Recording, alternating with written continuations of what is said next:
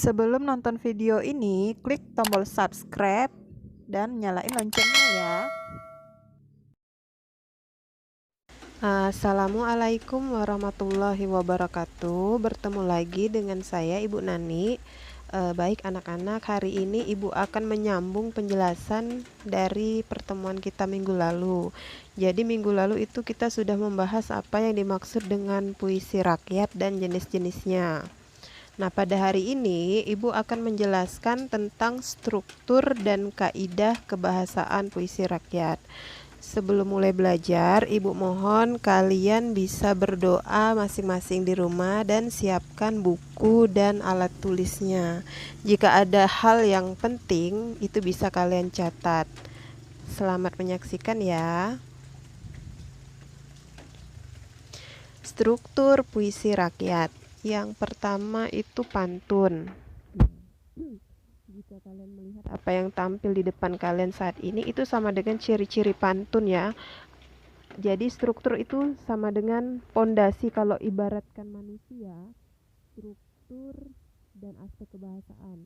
Jadi kalau diibaratkan dengan manusia, badannya itu merupakan struktur. Nah, aspek kebahasaannya itu merupakan rohnya.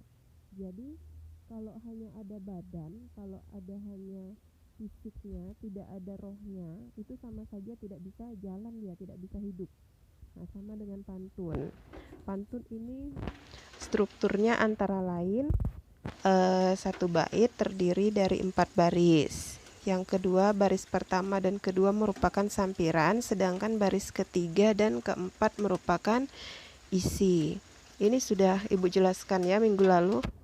Yang ketiga, setiap baris terdiri atas 8 sampai 12 suku kata. Yang keempat, rima akhirnya berpola ABAB. Ingat ya, ABAB. Jadi yang sama bunyi terakhirnya hanya kalimat pertama itu dengan kalimat ketiga, terus kalimat kedua dengan kalimat keempat yang sama bunyi akhirnya. Itu namanya rima. Selanjutnya, struktur syair. Yang pertama, setiap bait terdiri atas 4 baris. Yang kedua, setiap baris terdiri atas 8 sampai 12 suku kata. Yang ketiga, rima akhirnya berpola A. Yang keempat, semua barisnya merupakan isi. Nah, perbedaan syair dengan pantun sama-sama 4 baris, bedanya hanya rima akhir. Kalau pada pantun itu pola akhirnya ABAB, kalau pada syair itu polanya AAAA.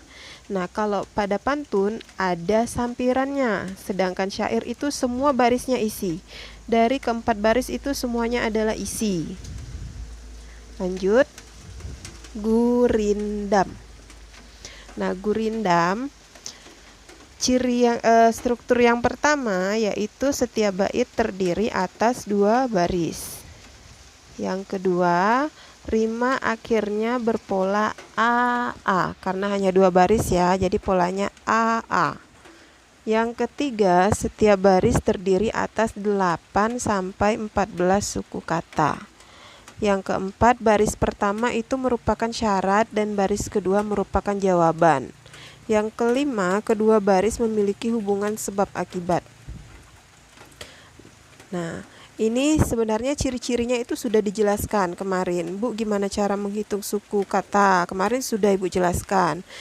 Terus struktur yang akan dibahas kali ini hanya 3, pantun, syair, dan gurindam. Karena ini topik yang utama yang akan dibahas mengenai puisi rakyat. Nanti saat ulangan juga ketiga materi ini juga yang sering keluar dalam soal-soal ulangan. Jadi pembahasannya dipusatkan pada ketiga jenis puisi rakyat ini. Lanjut, sekarang kaidah kebahasaan atau aspek kebahasaan puisi rakyat. Yang pertama itu kata penghubung. Kata penghubung ada 4 yang sering digunakan dalam atau ditemui dalam puisi rakyat. Yang pertama kata penghubung tujuan.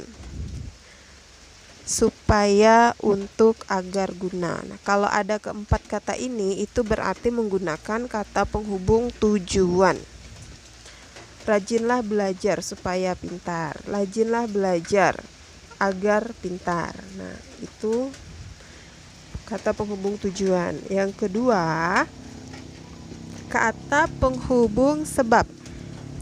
Kata-kata yang sering digunakan untuk penanda kata penghubung sebab antara lain sebab, sebab itu, karena, dan oleh karena itu. Jadi ada 4, sebab, sebab itu, karena, oleh karena itu. Yang ketiga, kata penghubung akibat. Kata-kata yang sering digunakan yaitu sehingga, sampai, akibatnya. Ada 3. Yang keempat, kata penghubung syarat. Kata yang sering digunakan yaitu jika, jikalau, apabila, asalkan, kalau, bila mana. Nah, kata penghubung syarat ini sering kalian lihat. Lihat contohnya itu banyak sekali pada contoh-contoh gurindam. Nah, gurindam di baris kedua itu banyak menggunakan kata penghubung syarat. Lanjut. Kalimat perintah, saran, ajakan, seru, dan larangan. Nah, ini juga sering kalian pelajari sewaktu di SD mungkin. Yang pertama kalimat perintah. Yang namanya kalimat perintah itu pasti isinya memerintah atau menyuruh. Nah, contohnya, kecilkan suaramu, atau tutup pintu itu, buka jendela itu, baca bukumu. Nah, itu jenis-jenis kalimat perintah. Contoh kalimat perintah. Yang kedua, kalimat saran. Saran yaitu hendaklah kau pikirkan baik-baik semuanya. Nah, ini kan memberikan saran. Sebaiknya, nah, kalau ada kata sebaiknya itu juga termasuk contoh saran. Yang ketiga, kalimat ajakan. Contoh, ayo kita jauhi narkoba. Kalian sudah pasti tahu semua contoh-contoh kalimat yang ada di layar kalian sekarang. Yang keempat, kalimat seru. Kalimat seru, ini contohnya nih. Wah, indah sekali pemandangan itu. Aduh, kakiku sakit. Nah, itu juga termasuk kalimat seru ya. Di ujungnya itu harus ada tanda seru. Aduh, kakiku sakit. Wah, indah sekali pemandangan itu. Nah, itu contoh kalimat seru. Yang kelima, kalimat larangan. Contoh, jangan membuang sampah sembarangan. Dilarang merokok. Dilarang parkir di tempat ini. Nah, itu contoh-contoh kalimat larangan ya. Selanjutnya, aspek kebahasaan puisi rakyat yang ketiga yaitu kalimat tunggal dan kalimat majemuk. Nah, kalimat tunggal adalah kalimat yang memiliki satu subjek dan satu predikat. Contoh, saya sedang belajar.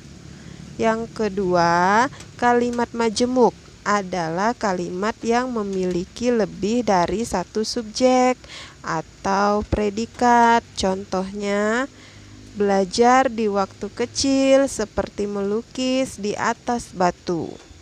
Contoh yang kedua, Dian belajar begitu keras sehingga dapat memenangi olimpiade itu. Nah, itu contohnya. Akan Ibu jelaskan lebih jelas lagi. Kalian perhatikan atau kalian simak dengan baik ya. Jelaskan lagi kalimat tunggal dengan kalimat majemuk ya. Tadi contohnya, saya sedang belajar. Nah, di SD itu kalian pasti sudah pernah mengenal yang sebutan SPOK, subjek, predikat. Ini subjek, predikat, O itu objek, K keterangan. Nah, subjek ini orang, predikat pekerjaan atau yang dilakukan oleh si subjek. Sedangkan objek ini yang dikenai perbuatan.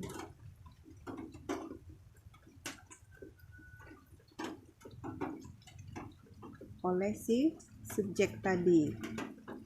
Keterangan ini bisa keterangan tempat, waktu, cara, banyak lagi jenis-jenis kata keterangan. Nah, balik lagi ke contoh kalimat tunggal. Saya sedang belajar. Saya ini orang, jadi termasuk subjek. Sedang belajar berarti masuk ke predikat atau pekerjaan. Nah, ini dikatakan kalimat tunggal karena dia hanya memiliki satu predikat dan satu subjek saja. Kalimat tunggal. Nah, beralih yang kedua yaitu kalimat majemuk. Contohnya tadi belajar,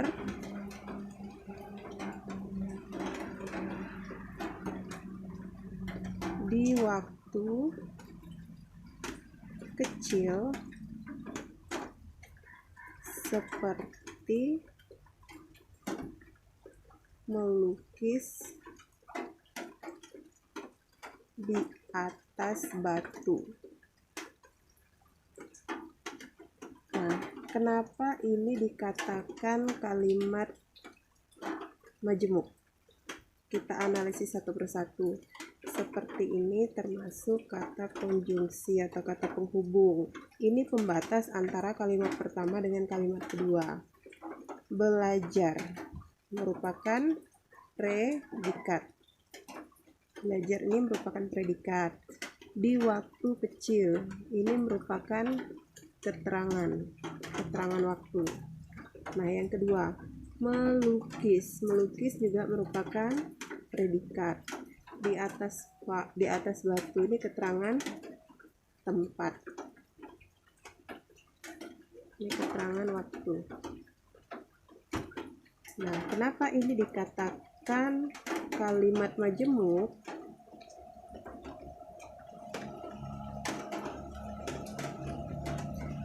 Ini dikarenakan predikatnya ada dua, belajar dan melukis. Oleh karena itu, kalimat yang kedua ini dikatakan kalimat majemuk. Semoga kalian paham ya. Nah, sekian penjelasan dari Ibu. Ibu harap kalian mengerti apa yang Ibu sampaikan. Mungkin jika ada salah satu dari kalian yang masih belum paham, bisa kalian tulis di kolom komentar atau bisa chat Ibu secara langsung. Kalau tidak paham itu bertanya, jangan diam saja. Ibu akhiri pertemuan kita pada hari ini. Sampai jumpa minggu depan dan assalamualaikum warahmatullahi wabarakatuh.